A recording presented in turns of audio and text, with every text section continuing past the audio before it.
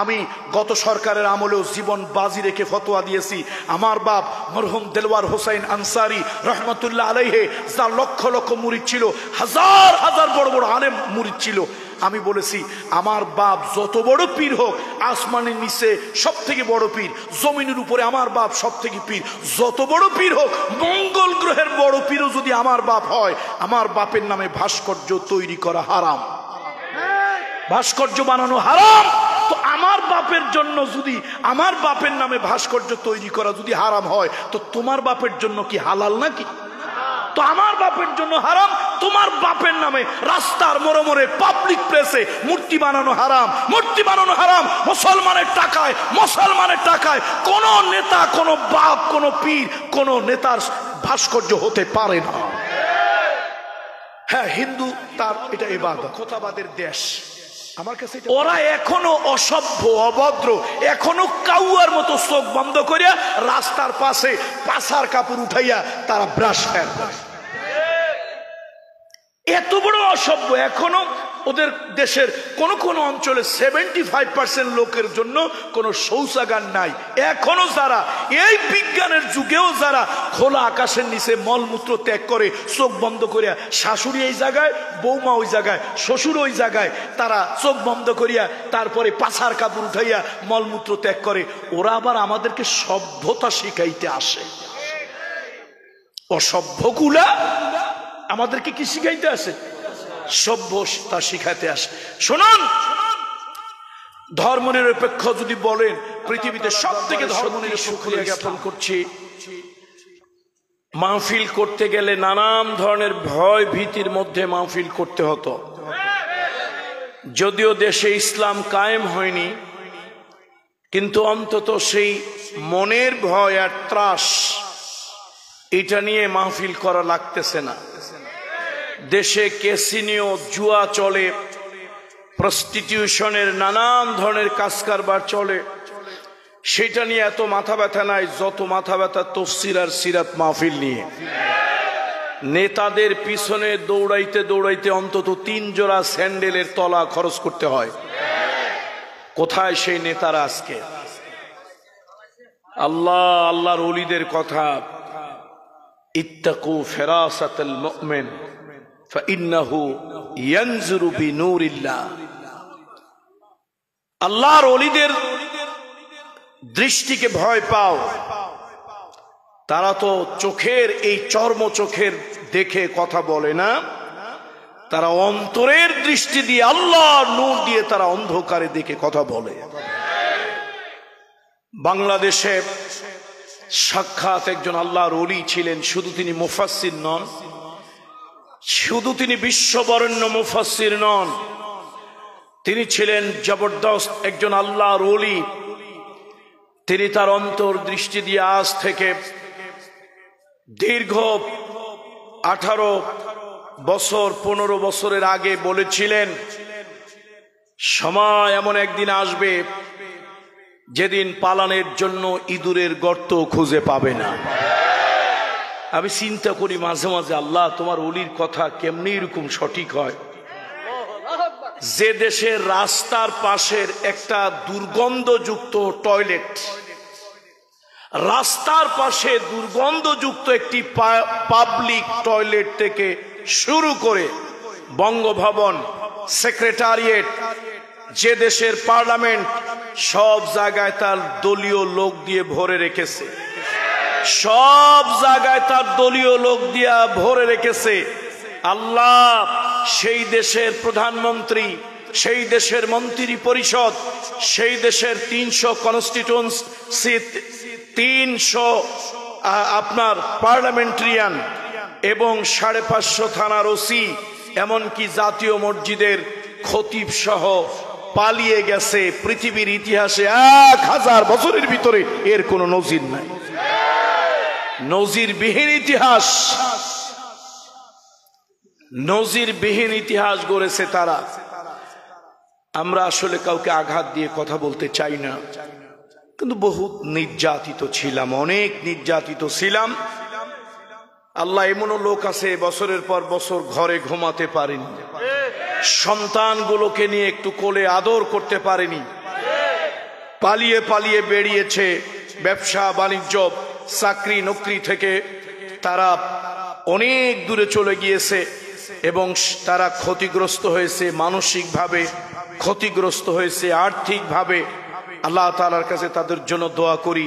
তবে একটি বিষয়, পৃথিবীতে যে যত বড় জালিম, আল্লাহ তাআলা তার পতনকে ঠিক অত দুর্বল জিনিস দিয়ে আল্লাহ তাআলা করেছেন।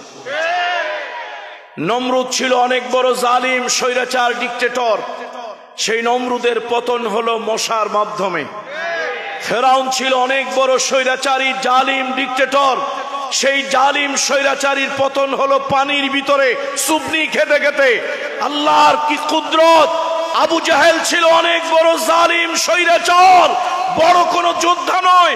মাআজ আর মুআওয়াজের মতো ছোট্ট ছোট্ট দুইটা ছেলের কাছে ধরাশায়ী কাবু হয়েছিল। 2024 সালের 36 জুলাই অর্থাৎ 5ই আগস্ট এক জালিম স্বৈরাচারিণী এদেশের ছুটকা ছুটকা পোলাপান, এদেশের ছোট্ট লেদা পোলাপান, ছাত্র পোলাপানের কাছে ক্ষমতার চেয়ার রেখে 45 মিনিটের ভিতরে ব্যাকডোর দিয়ে পালিয়ে যেতে বাধ্য হয়েছে।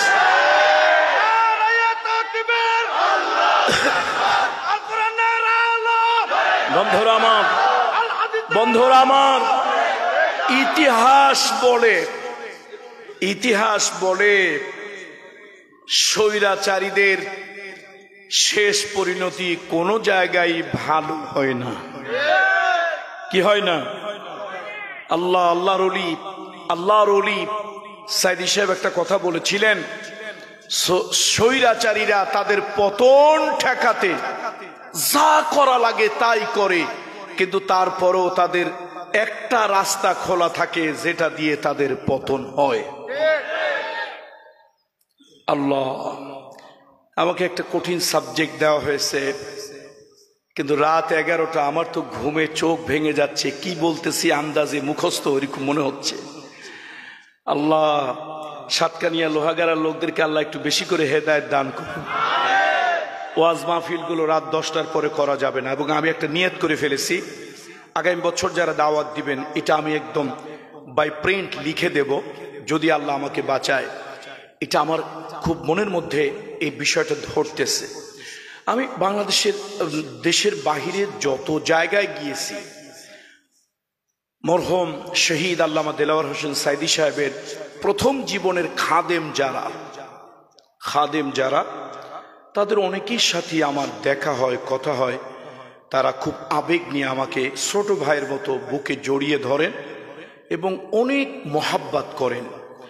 আমি তাদের প্রত্যেকের জবান থেকে শুনেছি, হুজুরের সাথে প্রথম জীবনে যারা, তখন তার হুজুরকে লোকেরা অত চিনত না, অত তার পপুলারিটি অথবা অত তার পরিচিতি এগুলি ওইরকম ভাবে হয়নি।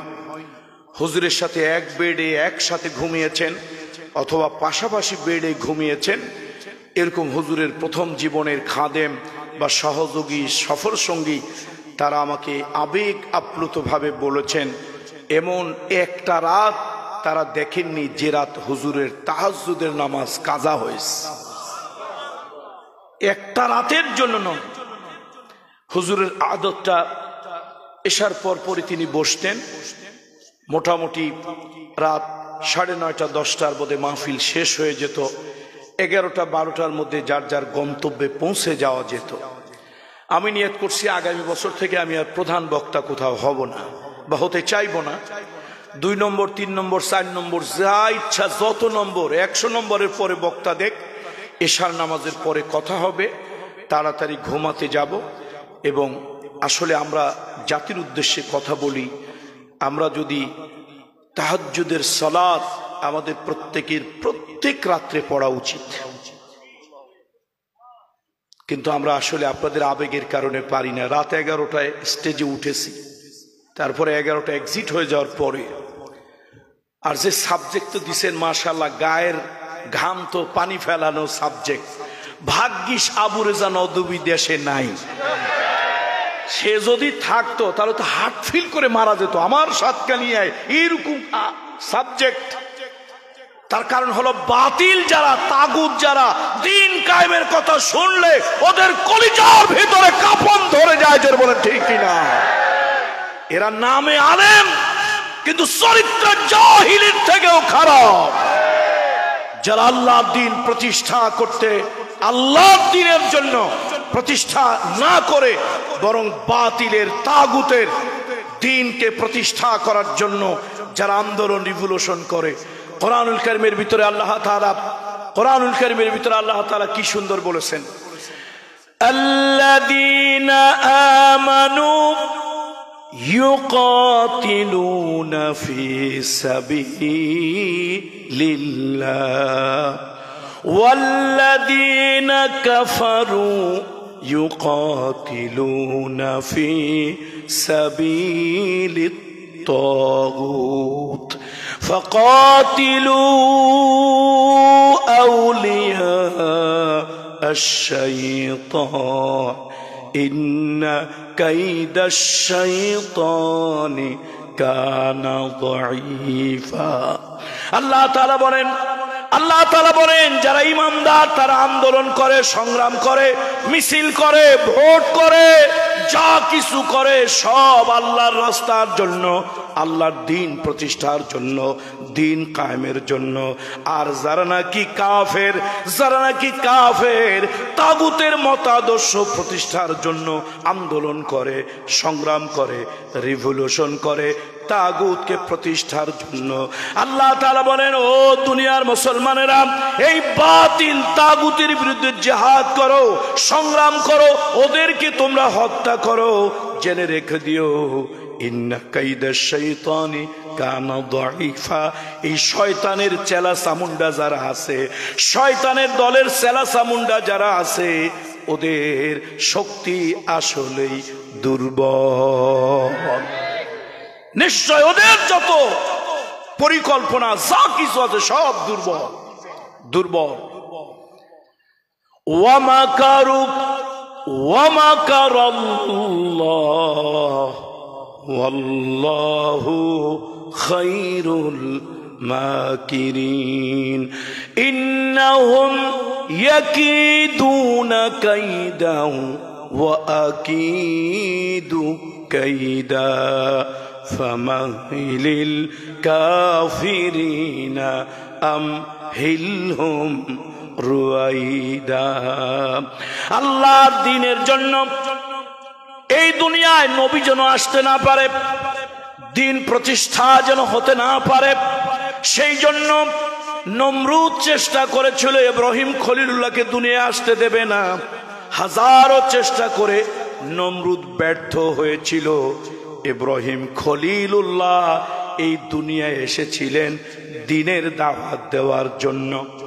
আবার ইব্রাহিম খলিলুল্লাহ দ্বীনের দাওয়াত দিলেন, তার বিরুদ্ধে মূর্তি ভাঙার মামলা হলো। সেই মামলায় তাকে আগুনে জ্বালিয়ে মারার জন্য, আগুনে পুড়িয়ে মারার জন্য তার জন্য গর্ত খোঁজা হলো। বিশাল গর্ত খুঁজলো, ওর মধ্যে আগুনে জ্বালায় পোড়ায় তাকে মারবে। আমার আল্লাহ তাআলা চায় না আমার ইব্রাহিম খলিলুল্লাহ আগুনে জ্বলে যাক। ওই আগুনে পোড়ায় মারার জন্য নমরুদ চেষ্টা করেছিল, আল্লাহ তাকে হেফাজত করলেন। বরং সেই নমরুদ তাকে দুনিয়া আসতে বাধা দিতে নানান ষড়যন্ত্র করেছিল, চক্রান্ত করেছিল। আল্লাহ তাআলা ওই নমরুদকে জোতা পেটা করে দুনিয়া থেকে বিদায় করে দিয়েছে। যেই ফেরাউন আল্লাহর পয়গম্বর মূসাকে আসতে দেবে না, মূসা আলাইহিস সালামকে জমিনের ভিতরে আসতে দেবে না, এই জন্য ফেরাউন 1 নয় 2 নয় 25,000 ভিন্ন মতের মানুষকে জবাই করেছে, হত্যা করেছে। 25,000 মানুষ জবাই করে হত্যা করেও ফেরাউন তার পার পায় নাই। আল্লাহ তাআলা পয়গম্বর মূসাকে দুনিয়ার বুকে এনেছেন, আল্লাহ তাআলা পয়গম্বর মূসাকে দুনিয়ার বুকে এনেছে। আর ওই ফেরাউনকে আল্লাহ তাআলা দরিয়ার ভিতরে সুবাইয়া মারছে। কত ঠিক কিনা বলুন বন্ধুরা আমার, মুরব্বীরা আমার, মুহাম্মদ রাসূলুল্লাহ সাল্লাল্লাহু আলাইহি ওয়াসাল্লাম তার এই তাওহীদের দাওয়াত, এই দ্বীনের দাওয়াত রিসালাতের দাওয়াত এটা যেন মদিনায় যেতে না পারে চক্রান্ত করেছিল, ষড়যন্ত্র করেছিল। নবীর বিরুদ্ধে নানান ধরনের অপপ্রচার, মিথ্যা প্রচার তারা চালিয়েছিল। কিন্তু আল্লাহ তাআলা সব চক্রান্ত, সব ষড়যন্ত্র নস্যাৎ করে দিলেন। মুহাম্মদ রাসূলুল্লাহ নির্যাতিত, নিগৃহীত মুহাম্মদ রাসূলুল্লাহ মদিনায় চলে গেলেন। মদিনায় একটা রাষ্ট্র কায়েম করলেন, দিন কায়েম করলেন। নবীজি একটা দিন কায়েম করলেন, ইসলামী বিধান কায়েম করলেন। শুধু তাই নয়, খেলাফত আলা মিনহাজেন নবুয়া 40 বছর পর্যন্ত, হযরত 4 খলিফা পর্যন্ত সেই খেলাফত চলতে লাগলো দুনিয়ার বুকে। আমার বন্ধুরা, আবু জাহেল, আবু লাহাব, উতবা, সায়বা যারা ষড়যন্ত্র করেছিল, চক্রান্ত করেছিল, মিথ্যা প্রচার চালিয়েছিল, মুহাম্মদুর রাসূলুল্লাহর দ্বীনকে দুনিয়া থেকে মিটায় দেবে, ওরা দুনিয়া থেকে নিশ্চিহ্ন হয়ে গেছে। কিন্তু আল্লাহর দ্বীন দুনিয়ায় আছে। কত ঠিক কিনা বলুন? এই জন্য আসুন, যুগে যুগে যত চক্রান্ত, যত ষড়যন্ত্র যাই হোক, যত চক্রান্ত, যত ষড়যন্ত্র যাই হোক, আল্লাহ তাআলার দ্বীন থাকবে। তো দ্বীন কায়েম, ইকামতে দ্বীন, এটার উপরে আমাকে একটু কথা বলতে বলা হয়েছে। আসলে এটা একটা রিলিজিয়াস টার্মোলজি, যাকে আমরা বলি বাংলায় পরিভাষা। যদিও ইকামতে দ্বীন, দ্বীনকে কায়েম করা, প্রতিষ্ঠা করা, কিন্তু তারপর আমরা এইভাবে অর্থ করব না। ওলামা হযরতরা আমার থেকে অনেক জ্ঞানী, তারা আমার মাথার তাজ। আমার মনে হয় দ্বীনই কিছু পরিভাষা, একে অন্য কোনো ভাষায় অর্থ করা, যেমন রব, যেমন ইলাহ, যেমন লা ইলাহা ইল্লাল্লাহ, এটা যতই অর্থ করেন তার অ্যাপ্রোপ্রিয়েট অনুবাদ আপনি কখনই করতে পারবেন না। অনুবাদ তার নিজস্ব কিছু স্বকীয়তা আছে, টার্মোলজি বলি আমরা, পরিভাষা বলি আমরা। সুতরাং ইকামতে দ্বীন এটা একটা ধর্মীয় পরিভাষা, অর্থাৎ ব্যক্তি থেকে শুরু করে সর্বোচ্চ রাষ্ট্রের সব জায়গা পর্যন্ত দ্বীনের অনুযায়ী চলা, দ্বীনের মুআফিক চলা, দ্বীনের মোতাবেক চলা, দ্বীনকে সব জায়গায় ছড়িয়ে দেওয়া, দ্বীনের বিধান অনুযায়ী কোর্ট কাছারি, অফিস আদালত, ব্যক্তি পরিবার সমাজের জীবন পরিচালিত হওয়া, এটাই সার্বিক অর্থে আন আকিমুদ্দিন, দ্বীন প্রতিষ্ঠা হওয়া। সুতরাং এটা একটা টার্মোলজি, অল্প কথায় বোঝানো যাবে না, অল্প কথায় বোঝা ঠিকও হবে না। তবে ইকামতে দ্বীন দুইটা শব্দ, একটা ইকামা আর একটা হচ্ছে দ্বীন।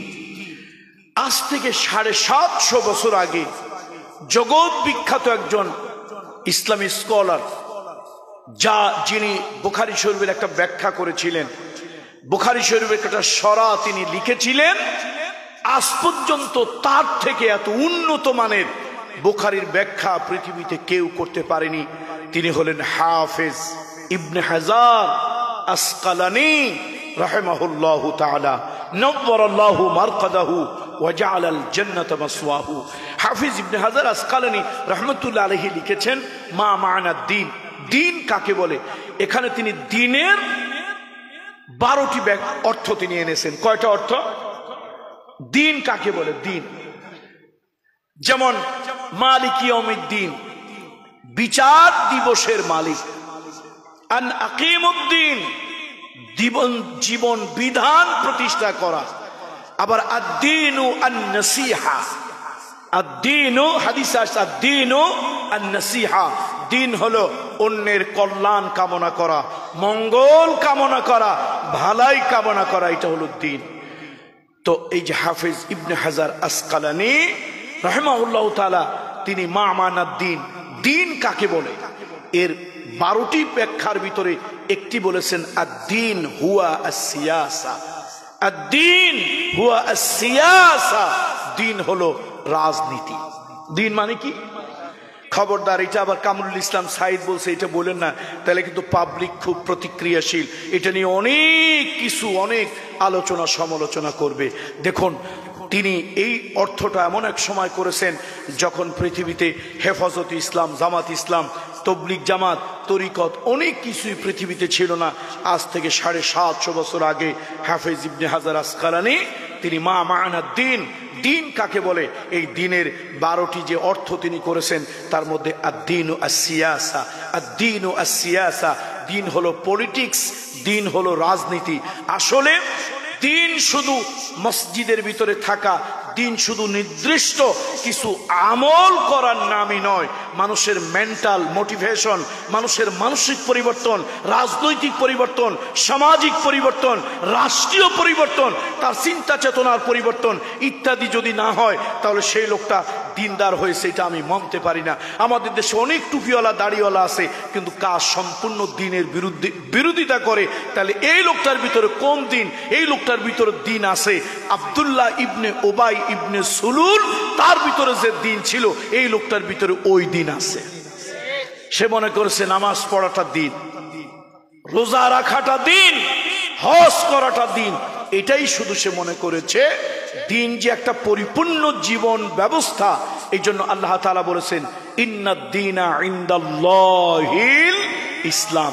দিন, দিন মানে পরিপূর্ণ জীবন ব্যবস্থা আল্লাহর কাছে, ওটার নাম ইসলাম। তাহলে ইসলাম পরিপূর্ণ জীবন ব্যবস্থা আমাদের জন্য। আমাদের ব্যক্তি জীবন, পারিবারিক জীবন, সামাজিক জীবন, রাষ্ট্রীয় জীবন, আন্তর্জাতিক জীবন, যে আল্লাহর ভালোবাসায়, যে আল্লাহর ভালোবাসায় জিকির করব, সেই আল্লাহর ভালোবাসায় রাস্তাঘাটে কলকারখানায় আল্লাহর দিন প্রতিষ্ঠা করব। যেই নবীর ভালোবাসায় ঘরে ঘরে দুরূদ পড়ব, কোরআন খতম করব, মিলাদ করব, সেই নবীর ভালোবাসায় সমাজে, রাষ্ট্রের সর্বত্র আল্লাহর দেওয়া জীবন ব্যবস্থা প্রতিষ্ঠা করব। এটাই তো আকিমুদ্দিন। আমরা নামাজ পড়ব মসজিদের ভিতরে আর সমাজটা চালাবে ফাসিক, ফুজ্জার, বাতিল, তাগুত। এদেশে নামাজ আছে, সুদ বন্ধ হয় না। এদেশে নামাজ আছে, সুদ বন্ধ হয় না। এদেশে নামাজ আছে কিন্তু কোর্ট কাছারিতে আল্লাহর আইন কায়েম হয় না। তার কারণ মানুষ মনে করেছে আল্লাহরে খুশি করার জন্য নামাজ পড়ি, কিন্তু দুনিয়া পাওয়ার জন্য আমরা দুনিয়ার পলিটিক্স আর রাজনীতি করি। আসলে জীবনকে দুই ভাগ করার কোনো সুযোগ নাই। জীবনকে দুই ভাগ করার সুযোগ নাই। জীবন একটা আল্লাহর দেওয়া জীবন, জীবন একটা আল্লাহর দেওয়া জীবন। আপনার জন্ম থেকে শুরু করে মৃত্যু পর্যন্ত সব কাজ দিন অনুযায়ী চলবে। যদি আপনি ব্যক্তি দিনে চলেন, পরিবারকে দিনে চালাতে চেষ্টা করেন, সমাজের ভিতরে দিন কায়েমের জন্য আপনি চেষ্টা করেন, অথবা সমাজে দিন যদি প্রতিষ্ঠা হয়ে যায় তাহলেই আকিমুদ্দিন, দিন কায়েম হয়ে গেল, দিন প্রতিষ্ঠা হলো। আর শুধু ব্যক্তিতে নামাজ কালাম পড়ে চাইলো আপনি দিন অনুযায়ী চলতে পারবেন না। আচ্ছা, আমরা চাইলেই কি দিন অনুযায়ী চলতে পারি? বলেন, চাইলেই কি দিন অনুযায়ী চলতে পারি? পারি না। একটা উদাহরণ দেই। যেমন ধরুন আপনি 5 ওয়াক্ত একজন নামাজি লোক, 5 ওয়াক্ত নামাজ পড়েন, খুব মোহাব্বত নিয়ে পড়েন। আপনি সৌদি আরবে হজ করতে গেলেন, হঠাৎ আপনার ভিতরে একটা আবেগ আসলো যে জীবনটা তো অনেক নষ্ট করেছি, এবার কাবা ঘরের গেলাপ ধরে আকাশের দিকে তাকিয়ে, আল্লাহর আরশের দিকে তাকিয়ে আপনি একটা দোয়া করলেন, ও আরশের মালিক, আপনার সাথে একটা ওয়াদা করতেছি, আমার জীবনে দিন, ইসলাম, আপনার নবীর তরিকা, এর বাহিরে আমি আর জীবনের কোনো কাজ করব না, এর বাহিরে আমি আর চলব না। আল্লাহ, আমার সব কাজ আপনার হুকুম, আপনার নবীজির তরিকায় হবে। এই ওয়াদা করাটা কি ভালো কাজ না খারাপ কাজ? ভালো কাজ, সওয়াবের কাজ, ভালো একটা কাজ করলেন। আপনি বাংলাদেশে আসলেন, আপনার ছেলে আমেরিকা থাকে, ইংল্যান্ড থাকে, আপনার ছেলে ইতালি থাকে, আপনার ছেলে মধ্যপ্রাচ্যে থাকে। 32 লক্ষ টাকা খরচ করে একটা গাড়ি কিনেছে, ড্রাইভার রেখেছে, ড্রাইভার পাঠায় দিল, যাও আমার আব্বা হজ করে আসবে, শাহ আমানত বিমানবন্দর থেকে আমার আব্বাকে নিয়ে সাতকানিয়া, রূপকানিয়া চলে আসবা। 32 লক্ষ টাকার গাড়ি নিয়ে ড্রাইভার রওনা হলো, শাহ আমানত বিমানবন্দরে পৌঁছালো, অপেক্ষা করতে লাগলো। আপনি এবার প্লেনে উঠলেন সৌদি আরব থেকে, বিসমিল্লাহ বলে, তাওয়াক্কালতু আলাল্লাহ বলে, আল্লাহর নামে সফর করে ডান পাও আগে দিয়ে সফর শুরু করলেন। প্লেনে উঠলেন, প্লেন থেকে নামলেন, ইমিগ্রেশন শেষ হলো, এবার আপনি আসলেন ড্রাইভার জড়িয়ে ধরলো, চাচা আপনার জন্য আপনার ছেলে 32 লক্ষ টাকা 36 লক্ষ টাকা খরচ করে গাড়ি কিনেছে, আপনার জন্য গাড়ি পাঠিয়েছে, চলেন আমরা বাড়ি যাই। বললো ভালোই হলো, চলো। বিসমিল্লাহ বলে গাড়িতে উঠলেন। উঠেই বললেন, বাবা শোনো, আমি কিন্তু একটা নিয়ত করেছি, আল্লাহর হুকুম নবীর তরিকার বাহিরে আমি আর চলবো না, সুতরাং তুমি বিসমিল্লাহ পড়বা, তাওয়াক্কালতু আলাল্লাহ বলবা, তারপর তুমি রাস্তার ডান দিক দিয়ে সুন্নত তরিকায় গাড়িটা চালাবা। আচ্ছা বলেন তো, আমাদের দেশের গাড়ি কি ডানে না বামে? ডানপন্থী না বামপন্থী? আসহাবুল ইয়ামিন আসহাবুশ শিমাল। এখন ড্রাইভার কয়, চাচা সর্বনাশ, বলেন কি ডাইনে যাওয়া যাবে না? এই বেটা, ডাইনে যাওয়া যাবে না মানে আমি হাজী সাহেব নিয়ত করে আসছি, আল্লাহর ঘর ধরে দোয়া করে আসছি, তোর কথায় চলবে, ডাইনে চল। কয় না কাকা, ডাইনে যাওয়া যাবে না। শেষে হাজী সাহেব খুব রাগ হয়েছে। হাজী সাহেবের রাগানিতে ড্রাইভার ভয় পাইয়া রাস্তার ডান দিকে গাড়ি চালাইছে। কিছুক্ষণ পর ট্রাক একটা আসে, সিগন্যাল দেয়, বাস একটা আসে, সিগন্যাল দেয়, কিছু তো আছে একটু উচ্ছৃঙ্খল, একটা তো ঠাপাস করে লাগিয়ে দিল। গাড়ির অবস্থা মুড়ি, গাড়ির অবস্থা মুড়ি। তারপরে ভেঙে চুরে চোর মার হলো গাড়ি, হাজী সাহেবের ঠ্যাং ভাঙলো, দাঁত ভাঙলো, ড্রাইভার আহত হলো। ট্রাফিক সার্জেন্ট এ আসলো, সব কিছু দেখলো, আরে বেটা তো বড় একটা বজ্জাত, উল্টা দিকে গাড়ি চালাচ্ছে। একটা সুরত হাল রিপোর্ট নিল, কোর্টে মামলা উঠলো। ক্ষতি হয়েছে, ক্ষতিপূরণ কে দেবে? ট্রাকের ড্রাইভার বড় বজ্জাত, সে বলতেছে না, আমার ক্ষতি না পূরণ দেওয়া পর্যন্ত আমি ছাড়বো না, প্রয়োজন ওর গাড়ির চাকার নিচে দেব, এটা আমার হক, আমার হক। সে আমার গাড়িতে অ্যাক্সিডেন্ট হয়েছে, অ্যাক্সিডেন্ট যদিও সে করেছে, যা হোক। ওই সিএমএম কোর্টে ট্রাফিক এই বিভাগ যিনি দেখেন, মাশাআল্লাহ তিনি 5 ওয়াক্ত পাক্কা নামাজি, 5 ওয়াক্ত পাক্কা নামাজি সিএমএম ম্যাজিস্ট্রেট। এরপরে হাজী সাহেব, তার পক্ষে একজন উকিল রাখা হলো। উকিলটা মাশাআল্লাহ তিনি তাবলীগ জামাতের সিল্লা লাগিয়েছেন। বিপক্ষে সরকারি যিনি পুলিশ অফিসার, তিনি আবার মাশাআল্লাহ বিশেষ একটা একজন পীরের মুরিদ, উনি আবার 5 ওয়াক্ত নামাজ ঠিক মতো পড়ে, জিকির আজগারও করে। এখন দেখেন, হাজী সাহেব নামাজি, হাজী সাহেব, ম্যাজিস্ট্রেট সাহেব নামাজি, উকিল সাহেব, কথা বলেন, উকিল সাহেব নামাজি, সরকারি পিপি ওই যে ট্রাফিক সার্জেন্ট অফিসার, সে তো সরকারি পক্ষে মুভ করবে, সেও মাশাআল্লাহ পীরের মুরিদ নামাজি, সবাই নামাজি। কিন্তু রায়টা হবে কার পক্ষে? রায়, প্রথম রায় হইল driving licence will be cancel. Driving licence কি হবে? বাতিল হবে, বাতিল। কেন? বেটা তুই কত বড় খারাপ, তুই রাস্তার উল্টা সাইড দিয়ে কেন চললি? এখন ড্রাইভার কয় না, আমি তো উল্টা চলি নাই, চাচা আমার বলছে আমি ডান দিক দিয়ে চলছি, রাইট পথে চলছি। ঠিক আছে, তোর 3 মাসের জেল। আবার আদালতে তর্ক করো, ড্রাইভিং লাইসেন্স ক্যান্সেল, 3 মাসের জেল। এই ট্রাকের যা ক্ষতি হয়েছে, ওনার যে 36 লাখ টাকার গাড়ি গেছে, এটা নিয়ে কোনো কথা নাই, ট্রাকের যা ক্ষতি হয়েছে সব ক্ষতিপূরণ দেবে হাজী সাহেব। ক্ষতিপূরণ কে দেবে? হাজী সাহেব ক্ষতিপূরণ দেবে। কথা হাসান না, কথা কিন্তু বোঝা। তাহলে নামাজি ম্যাজিস্ট্রেট 5 ওয়াক্ত ইহতিমামের সাথে নামাজ পড়ে, তার কলম দিয়া শুধুমাত্র রাসূলুল্লাহর সুন্নত তরিকায় চলার কারণে ড্রাইভিং লাইসেন্স ক্যান্সেল করতে হলো। রাসূলুল্লাহর তরিকার পক্ষে কথা বলার কারণে 3 মাসের সশ্রম কারাদণ্ড দেওয়া হলো।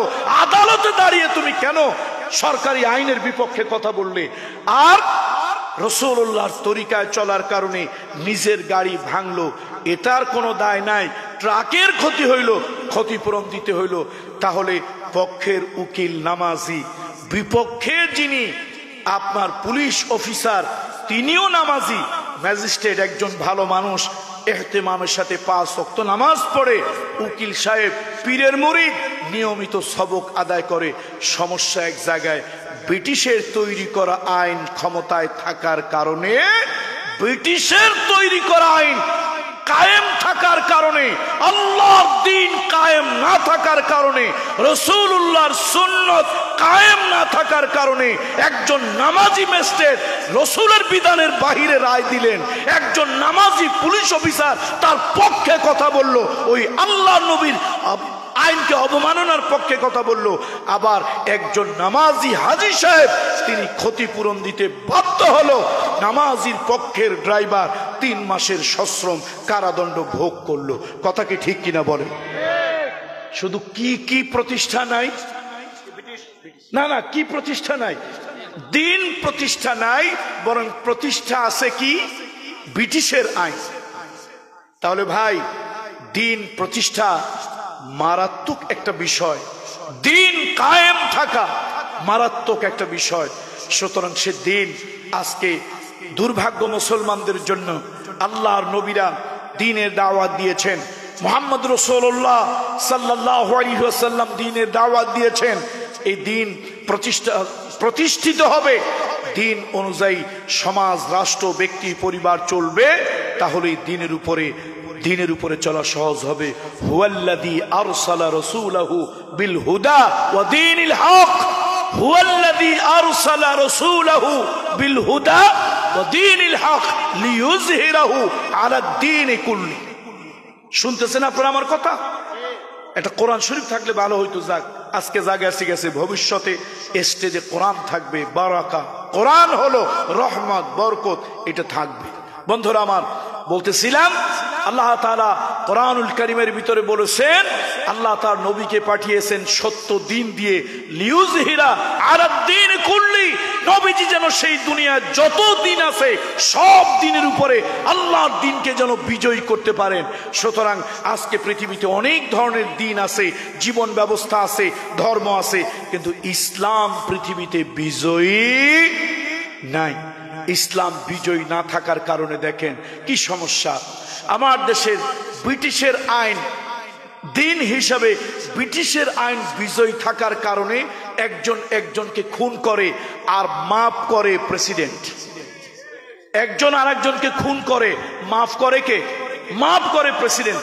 আব্দুল করিম একটা ব্যক্তির নাম, আব্দুর রহিম নামক একজন ব্যক্তিকে হত্যা করেছে।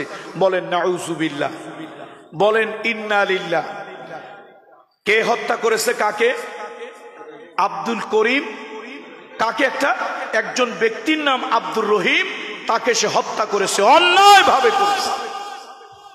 এখন এই হত্যার কারণে কেউ ভয়তে মামলা করেন আব্দুর রহিমের বিরুদ্ধে। আব্দুর রহিম বড় লিডার, ক্যাডার, বড় সাংঘাতিক, তার বিরুদ্ধে কেউ মামলা করলো না। সরকারবাদী একটা মামলা হলো। এই মামলায় আব্দুর রহিমকে গ্রেপ্তার করা হলো।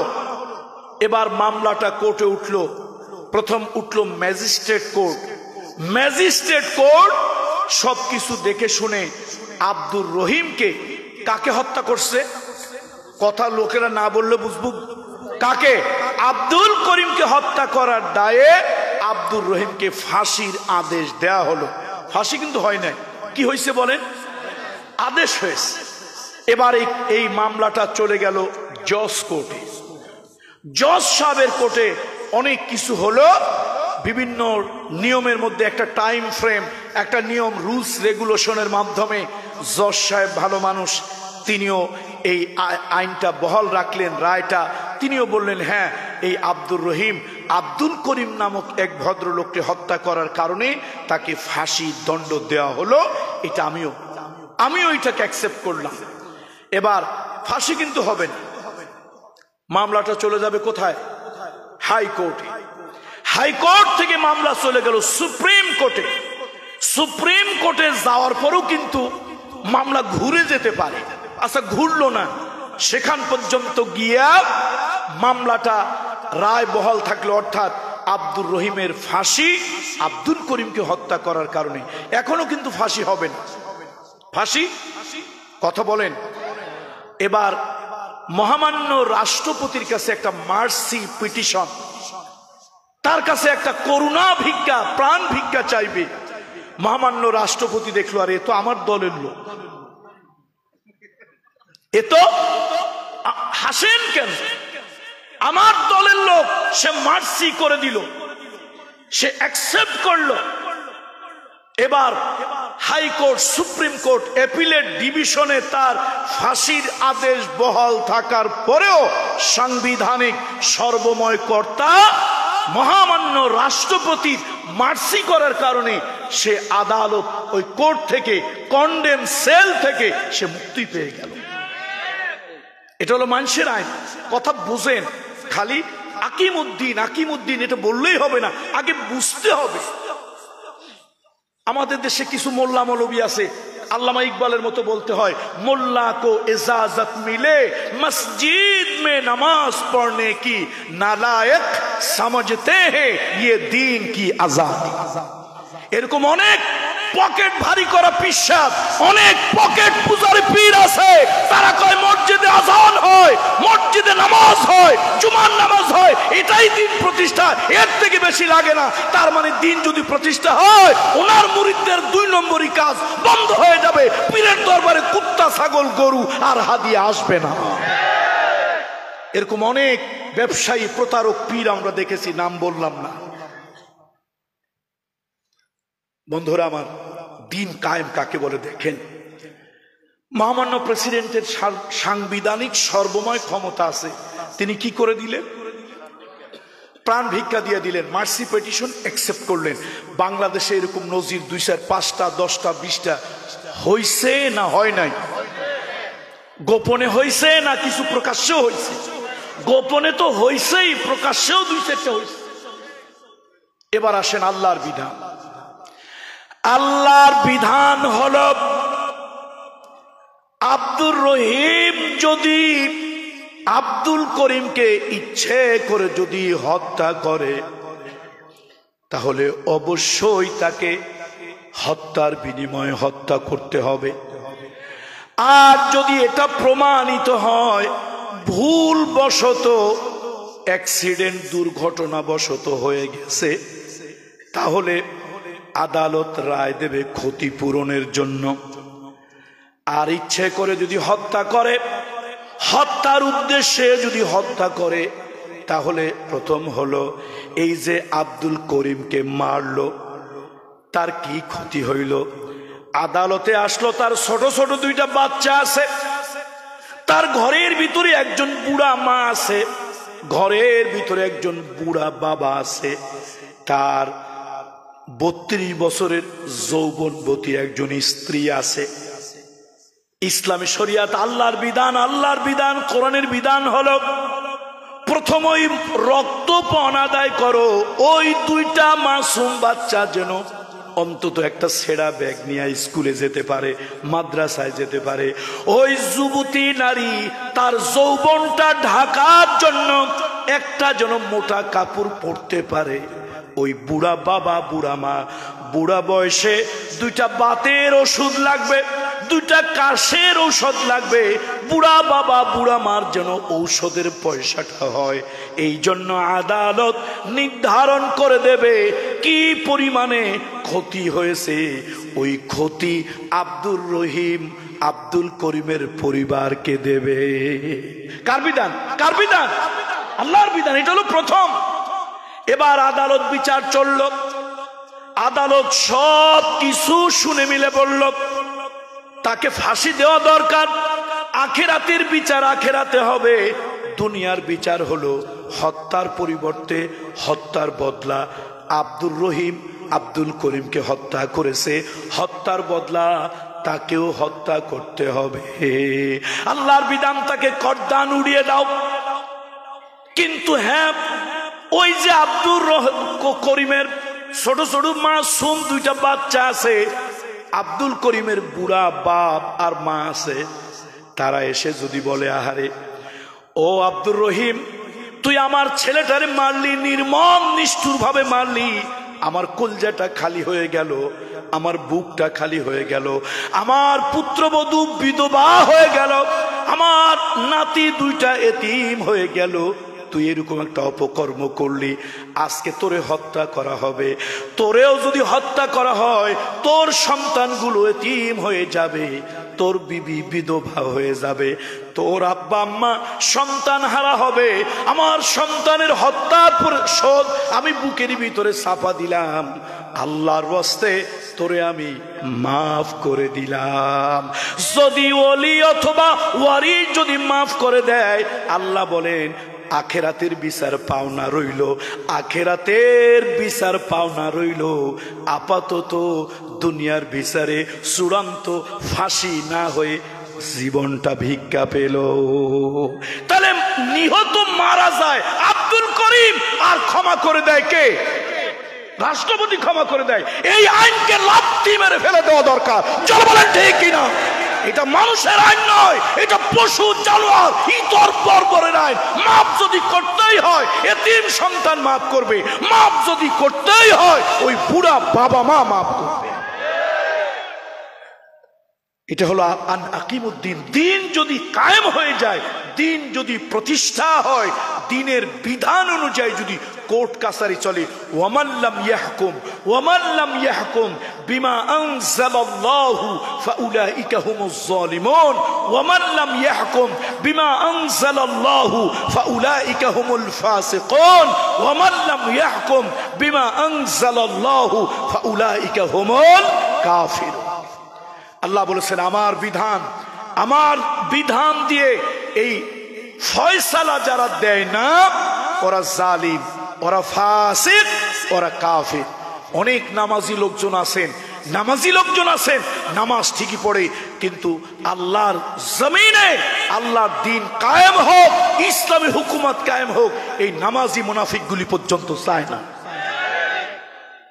সুতরাং আসুন, আল্লাহ তাআলা আকিমুস সালাত যেরকম বলেছেন, আকিমুদ্দিন ও আল্লাহ তাআলা বলেছেন। মুহাম্মদ রাসূলুল্লাহ সাল্লাল্লাহু আলাইহি ওয়াসাল্লাম, আল্লাহ নবী মক্কায় 13 বছর নির্যাতিত নিগৃহীত। মুহাম্মদ রাসূলুল্লাহ সাল্লাল্লাহু আলাইহি ওয়াসাল্লাম আল্লাহর কাছে দোয়া করলেন, রব্বি আদখিলনি মুদখালা সিদকি ওয়া আখরিজনি মুখরাজা সিদক। বলেন না, কে পারেন বলেন। তারপরে ওয়াজআলনি মিন লাদুনকা সুলতানান নাসিরা। আল্লাহ আমাদেরকে যেখান থেকে বের করবেন কল্যাণের সাথে বের করবেন, যেখানে প্রবেশ করাবেন কল্যাণের সাথে প্রবেশ করাবেন। আর ওয়াজআলনি মিন লাদুনকা সুলতানান নাসিরা, আল্লাহ সুলতান নাসিরা, রাষ্ট্র ক্ষমতা আমাদেরকে দান করুন। রাষ্ট্র ক্ষমতা না থাকলে রাষ্ট্রের নিজের অধীনে না থাকলে কখনো সুবিচার, ন্যায় বিচার, ইনসাফ প্রতিষ্ঠা করা যায় না। এই জন্য আমরা জুমার খুতবায় একটা হাদিস শুনি, আস-সুলতানু জিল্লুল্লাহি ফিল আরদ। এটা জুমার খুতবায় শোনেন না এটা, এই হাদিসটা? আস-সুলতানুন ইয়ানি আস-সুলতানুন আদিলুন জিল্লুল্লাহি ফিল আরদ। জমিনে আল্লাহর ছায়া, জমিনে আল্লাহর ছায়া। এই যে আমরা এতগুলা লোক বসে আছি, মনের মধ্যে আজরাইল ছাড়া আর কারো ভয় আছে? হারুন আঙ্কেলের ভয় নাই। কার ভয় নাই? অথচ এই 1 বছর আগে এই জায়গায় এতগুলো লোক বসে থাকলে কিছু সন্ডা, কিছু পান্ডা, কিছু গুন্ডা, কিছু ক্যাডার, কিছু লিডার ফোন লাগাইতো থানায়। এখন কাউরে কোনো সলিমুদ্দিন আমরা ভয় পাই? শুধু ভয় আছে দিলের মধ্যে, একটু আল্লাহর ভয়। কার ভয় আছে বলেন তো? কেউ আসবে এরকম ভয় আছে? কেউ ধরবে এরকম ভয় আছে? কোন পুলিশের গাড়ি আসলো রে এই কথা কইয়া কেউ সাউন্ড দেবে?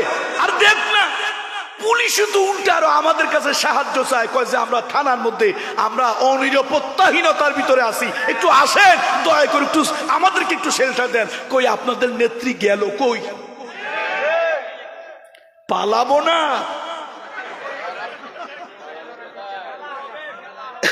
আরে খেলা যারা হবে তারা খেলার আগেই শেষ।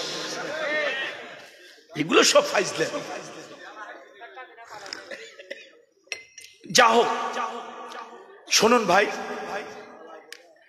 যে মতের হন ভাই, একটা দয়া করে অনুরোধ করি, আসুন দিন সর্বত্র প্রতিষ্ঠা হোক। দিন যদি প্রতিষ্ঠা না হয়, আমরা ইচ্ছাই হোক অনিচ্ছাই হোক, আমাদেরকে কিন্তু সুদ খাওয়া লাগে। সুদের সাথে জড়ানোর আগে। রাসূলুল্লাহ সাল্লাল্লাহু আলাইহি সাল্লামের হাদিস, আল্লাহ নবী বলেছেন কিয়ামতের আগে এমন একটা সময় আসবে, সুদ না খাইলেও সুদের গন্ধ, সুদের বাতাস, সুদের ছিটা তার গায়ে লাগবে। আজকে আমাদের ব্যাংকের ফিনান্সিয়াল ট্রানজাকশন, ফিনান্সিয়াল করসপন্ডেন্স এগুলি সুদ ভিত্তিক। মনে করুন ইসলামী শরিয়ত কি বলেছে? ইসলামী শরিয়ত বলেছে ব্যবসা লেনদেন, সেটা আপনার ব্যাংক হোক বিমা হোক, তার লেনদেনটা হবে ব্যবসার ভিত্তিতে। তাহলে ব্যাংকে লাভ দেওয়াও জায়েজ, ব্যাংক থেকে লাভ খাওয়াও জায়েজ। আহাল্লাল্লাহুল বাইআ ওয়া হাররামার রিবা ইয়ামহাকুহুল্লাহু রিবা ওয়া ইউরবিস সাদাকাত। তাহলে যদি ব্যাংকের লেনদেনটা, এই যে টাকার ঘূর্ণয়নটা, এটা যদি ব্যবসার মাধ্যমে হয় তাহলে ব্যাংকে দেওয়া হালাল, ব্যাংক থেকে নেওয়াও, অর্থাৎ ব্যাংকে অতিরিক্ত দিলে ওইটাও হালাল, ব্যবসার ফর্মুলায় পড়ছে। আবার ব্যাংক আমার যেটা দিছে ওইটাও হালাল, যেহেতু ব্যবসার ফর্মুলায় পড়ছে। শুধু ব্যবসার ফর্মুলায় না পড়ে শুধু লেনদেনের ফর্মুলায় যদি ফেলায়, আল্লাহর কসম টাকা থেকে এক জাররা বেশি দেওয়া হারাম, এক জাররা বেশি নেওয়া হারাম। এটা রিবা। এটা কি? রিবা, সুদ। তাহলে রাষ্ট্র, বাংলাদেশ ব্যাংক যদি চলে সুদের ভিত্তিতে, আমরা যতই চেষ্টা করি পুরোপুরি কি ইসলামী শরিয়াতের পর্যায়ে ফেলতে পারবো? পারবো না। রাষ্ট্রের পর্যায়ে আমি কলকারখানায় চাকরি করি, নামাজের কোনো সুযোগ নাই। আরে জোহরের নামাজ আধা ঘন্টা 1 ঘন্টা এদিক সেদিক করে পড়া যাবে, মাগরিবের সালাত ওয়াক্ত তো কম, ফজরের সালাত কিভাবে আপনি আদায় করবেন? সুতরাং রাষ্ট্র যদি দিন কায়েম থাকে তাহলে রাষ্ট্র বলে দেবে এই জাতীয় কঠিন ডিউটিতে যারা আছে তাদের জন্য নামাজ কাজা না হয়। এমপ্লয়ি যারা আছে তারা এই বাই রোটেশন কাজ করবে, যাতে একজন পুরুষ অফিসার, একজন যুবতী নারী অফিসার, তার নামাজ যেন খেলাপ না হয়, নামাজ যেন কাজা না হয়। ডিউটিটা ওইভাবে রাষ্ট্রের পক্ষ থেকে বন্টন করে দেওয়া হবে। স্কুলে আমার মেয়ে ঢুকবে, পর্দা নিয়ে ঢুকবে, বোরকা নিয়ে ঢুকবে। সে যদি গার্লস স্কুল, গার্লস মাদ্রাসা হয়, ভিতরে সে পর্দা খুলে অবাধ বিচরণ করবে, রাস্তায় আসবে, কেউ তাকে প্লিজিং করবে না। যদি ইসলামী হুকুমত না হয় তাহলে কিছু জালিম, কিছু ডিক্টেটর, স্বৈরাচারী সহযোগী আছে, তারা বলবে বোরকা নিয়ে স্কুলে ঢোকা যাবে না। এই জন্য দিন কায়েম হওয়া দরকার ভাই। দিন কায়েম না হলে তাহলে পুরোপুরি শরিয়ার উপরে চলা সম্ভব নয়। এই জন্য আল্লাহ তাআলা দিন কায়েমের জন্য, দিনকে বিজয়ী করার জন্য, হুয়াল্লাযী আরসালা রাসূলাহু বিল হুদা ওয়া দীনিল হক লিইয়ুযহিরাহু আলাদ দীনি কুল্লি। দুনিয়া যত দিন আছে সব দিনের উপর ইসলাম বিজয়ী হবে। তবে এটা খারাপ কিছু নয়, পৃথিবীর সব দিন অপূর্ণাঙ্গ, একমাত্র পরিপূর্ণ দিন হলো কি? ইসলাম। আল ইয়াওমা আকমালতু লাকুম দীনাকুম ওয়া আতমামতু আলাইকুম নি'মাতি ওয়া রাদিতু লাকুমুল ইসলাম দীনা।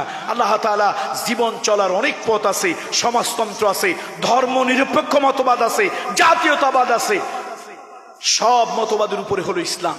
এই যে দেখেন না, আমাদের পার্শ্ববর্তী একটা নেইবার কান্ট্রি, নাম কি? ইন্ডিয়া। ইন্ডিয়া নাকি ধর্ম নিরপেক্ষতাবাদের দেশ।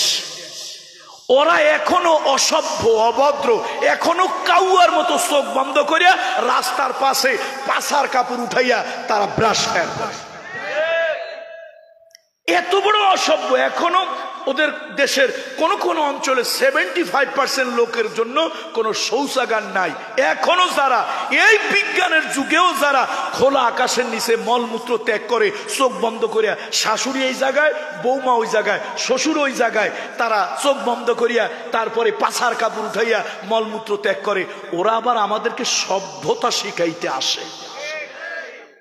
অসভ্যগুলা আমাদেরকে কি শিখাইতে আসে? সভ্যতা শিখাতে আসে। শুনুন, ধর্ম নিরপেক্ষ যদি বলেন, পৃথিবীতে সব থেকে ধর্ম নিরপেক্ষ হলো ইসলাম। সব থেকে ধর্ম নিরপেক্ষ কি?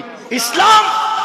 আমার নবী মুহাম্মদ রাসূলুল্লাহ মদিনায় গিয়ে যখন স্টেট কায়েম করলেন, আলেমদের এগুলি শোনা দরকার, আলেমদের এগুলি জানা দরকার।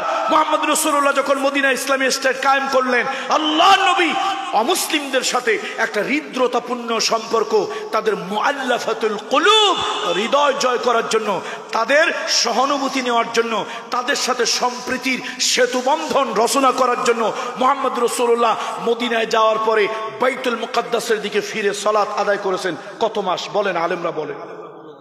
17 মাস। 17 মাস।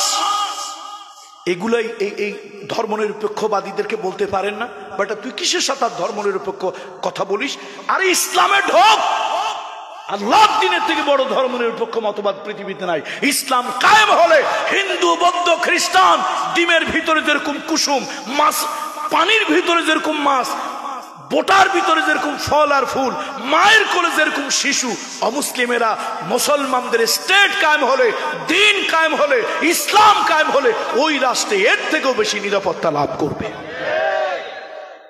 ইসলাম কায়েম হয়েছে কোন দেশে, সে দেশে অমুসলিমদের উপরে কখনই কোন ধরনের নির্যাতন, অত্যাচার, জুলুম করা হয় না। আল মুসলিমু মান সালিমান নাস মিন লিসানিহি ওয়া ইয়াদিহি। মুসলমান ওই ব্যক্তি যার এই জবান দিয়ে অন্য কাউকে আঘাত করবে না, হিট করবে না, কটু কথা বলবে না, রূঢ় কথা বলবে না। আর এই হাত মানে পাওয়ার, তার এই শক্তি দিয়া অমুসলিম কোন মানুষকে এই হাত দিয়ে সে কষ্ট দেবে না। সুতরাং বন্ধুরা আমার, ইসলাম যদি কায়েম হয়, সব ধর্মের, সব বর্ণের, সব জাতির লোকেরা নিরাপদ। আমরা তোমাদের সাথে মিলতে চাই না। তোমাদেরটা তোমার কাছে, আমার কাছে যেটা সওয়াবের কাজ, তোমার সেটা গুনার কাজ। তোমার যেটা সওয়াবের কাজ, আমার ওইটা মারাত্মক পাপের কাজ। তোমার ধর্ম তোমার কাছে, আমার ধর্ম আমার কাছে। আমার কোরআন আমাকে শিখিয়েছে লাকুম দীনুকুম, বলেন লাকুম দীনুকুম, তোমার দিন তোমার কাছে, আমার দিন।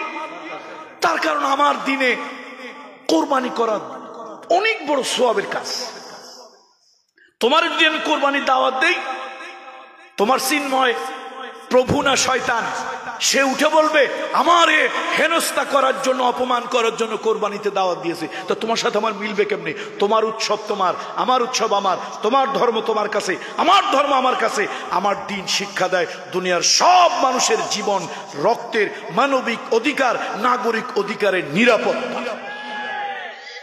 ঠিক কিনা বলুন? সুতরাং আবার তুমি বানাও মূর্তি, আমার ধর্মে মূর্তি বৈধ নয়। রাসূলুল্লাহকে জিজ্ঞেস করা হয়েছে লিমা বুইস্তা, নবীজি বলেছেন বুইস্তু লিকাসরিল আসনাম, মূর্তির সংস্কৃতি বিনাশ করার জন্য পৃথিবীতে আমি এসেছি। শোনেন, বাবার মূর্তি, বাবার ভাস্কর্য বানানো যাবে না। আমি গত সরকারের আমলেও জীবন বাজি রেখে ফতোয়া দিয়েছি।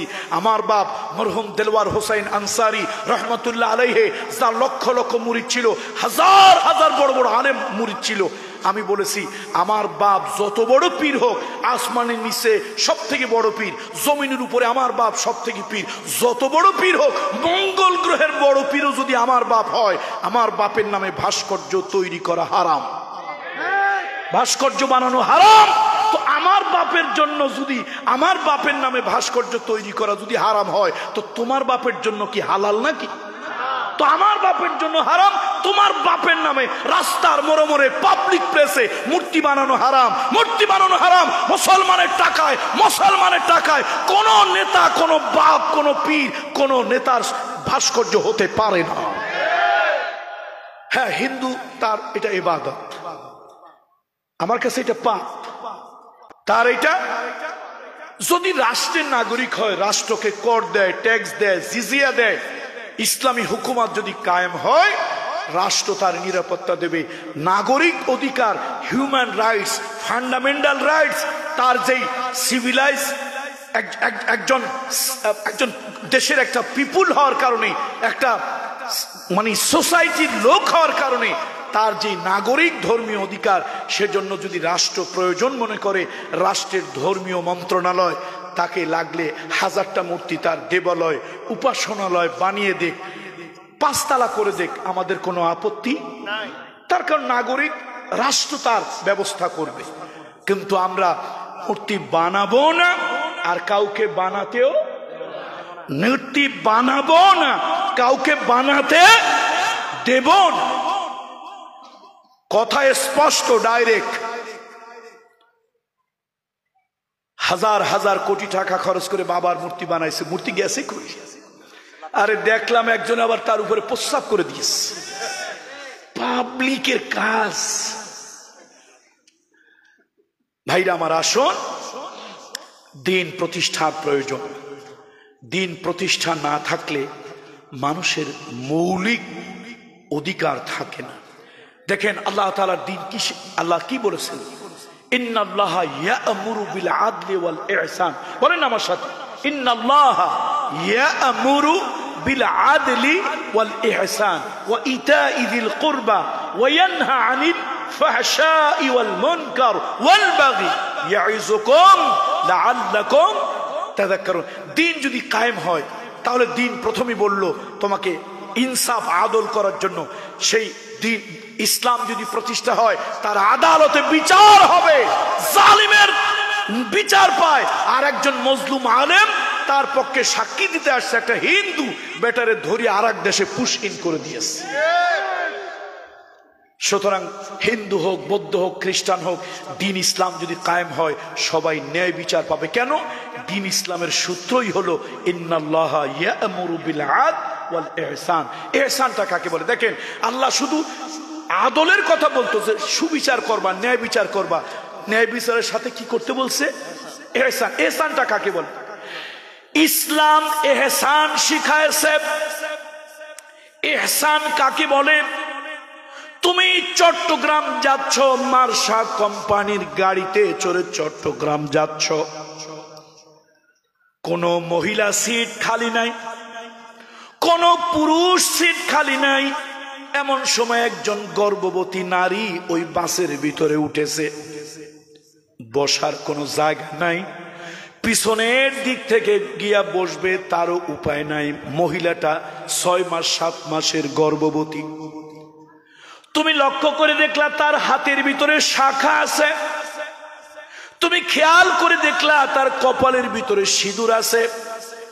ইসলাম কাকে বলে? ইসলাম কাকে বলে? আল্লাহ তাআলা এখানে তোমাকে ইহসান করতে বলেছেন। নবী মুহাম্মদ রাসূলুল্লাহ ইহসান করতে বলেছেন। হাল জাযাউল ইহসান ইল্লাল ইহসান। তুমি যদি কোনো সৃষ্টির প্রতি ইহসান করো, আল্লাহ তোমাকে বদলা ইহসান দেবে। ইন্নাল্লাহা ইউহিব্বুল মুহসিনিন। ইহসান যারা করে আল্লাহ তাদেরকে ভালোবাসে।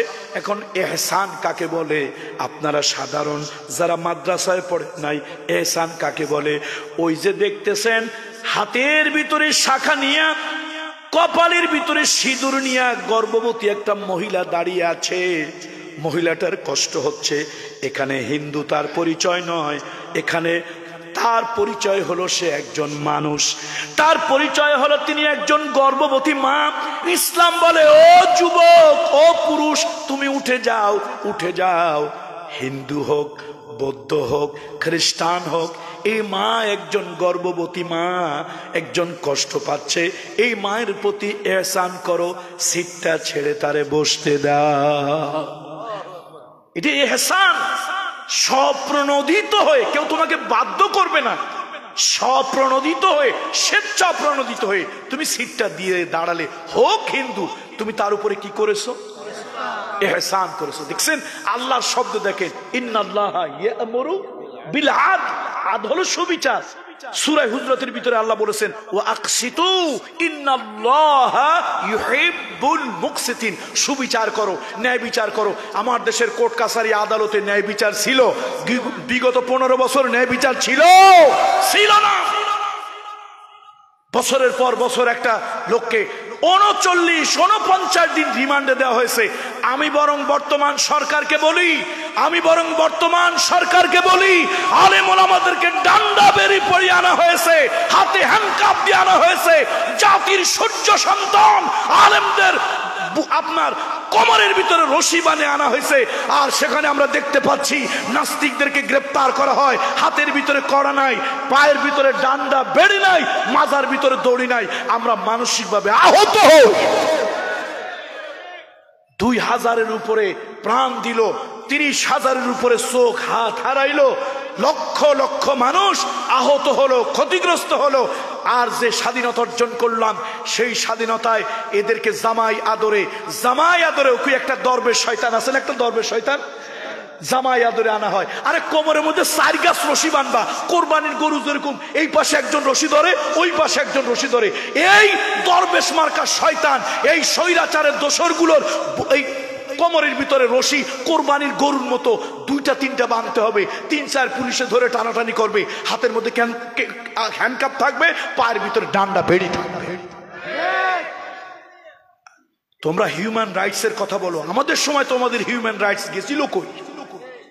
আমাদেরকে নির্যাতন করেছো, বিনা দোষে ফাঁসি দিয়েছো, ফাঁসির আসামি বানিয়েছো। তবে আল্লাহর বিচার, আল্লাহর মায়ের দুনিয়ার বাদ। শাহবাগের মোড়ে বিরিয়ানির প্যাকেট দিয়ে আরো কিছু দিছিল। এই ওয়াজের মাহফিলে সব কথা বলা যাবে না, ছোট পোলাপান টোলাপান আছে, ওটা নাম বললাম না কি। এক ধরনের জিনিস দিছিল, এটা কিছু সেক্সুয়াল ইকুইপমেন্ট, সব কথা কি আর বলা যায়? এইগুলা দিয়া লোকদেরকে জড়ো করে মিছিল দিছে। কতে কাদের মোল্লা, তুই রাজাকার, তুই রাজাকার, সতে সাইদি, তুই রাজাকার, তুই রাজাকার। দেখেন, অত ইজ্জু মান তাশাউ ওয়া তুযিল্লু মান তাশা বিয়াদিকাল খায়র ইন্নাকা আলা কুল্লি শাইইন কাদির। আল্লাহর কি কুদরত! সেই জায়গায় হাজার হাজার লক্ষ ছাত্র দাঁড়িয়ে বলছে, তুমি কে, আমি কে, রাজাকার রাজাকার, তুমি কে, আমি কে, রাজাকার রাজাকার। এটা নিয়ে আবার কিছু বামপন্থী হলুদ মিডিয়া কথা বাড়াইলো, ওরা আবার মিছিল ঘুরে দিছে, তুমি কে, আমি কে, রাজাকার রাজাকার। কে বলেছে, কে বলেছে স্বৈরাচার, স্বৈরাচার। দেখছি, আমার তো মনে হয় কচু গাছে ওদের গলায় দড়ি নিয়ে মরা উচিত। দামি কোনো গাছে না, দামি গাছে নিলে গাছের বেইজ্জত হবে। আল্লাহর মায়ের আবার আন্তর্জাতিক অপরাধ আদালতের প্রসিকিউটর জনাব অ্যাডভোকেট তাজুল ইসলাম, বেটা একটা ভালো, একটা মোটামুটি মুভ করতে পারে এরকম একটা সিংহের মতো পুরুষ। সে কয়, আল্লামা সাইদি সাহেবরে কোনো গ্রাউন্ড ছাড়া অবিচার অন্যায় করে তাকে ফাঁসি আদেশ দেওয়া হয়েছে। শেখ হাসিনা যা অকাম করছে, যা অকাম, আর আমার হাতে এই পর্যন্ত যা এভিডেন্স, এই আদালতিক বিচারিক দলিল প্রমাণ আমার হাতে এই পর্যন্ত যা আসছে, এটাতেই তাকে অবৈধ এবং মিথ্যার আশ্রয় ছাড়া, অবৈধ পন্থা এবং মিথ্যার আশ্রয় ছাড়া তাকে কম করে হলো 1000 বার ফাঁসি দেওয়া যাবে। আমার কাছে এই পর্যন্ত যা এসেছে, মিথ্যার আশ্রয় না নিলে আর কি কোন প্রতারণার না করলে, সত্যের উপরে যদি হয়, তারপর ওর 1000 বার ফাঁসি হবে। দেখছেন, আল্লাহর মায়ের দুনিয়ার বাইরে। যা হোক, দিন কায়েম থাকা দরকার, দিন প্রতিষ্ঠা থাকা দরকার। আল্লাহ তাআলা এই জন্য কোরআনুল কারীমের ভিতরে আল্লাহ তাআলা বলেছেন, উদখুলু ফিস সিলমে কাফা, উদখুলু ফিস সিলমে কাফা। দিনের কিছু অংশ ঢুকবেন, কাপড় চোপড়, টুপি, পাগড়ি, আবা কাবা, জুব্বা, ইসলামে ঢুকবেন। আর আইন, বিচার ব্যবস্থা, দেশ, রাষ্ট্র, সমাজ পরিচালনায় ইসলামে ঢুকবেন না, তাহলে কি দিনের মধ্যে পরিপূর্ণ ঢোকা হবে?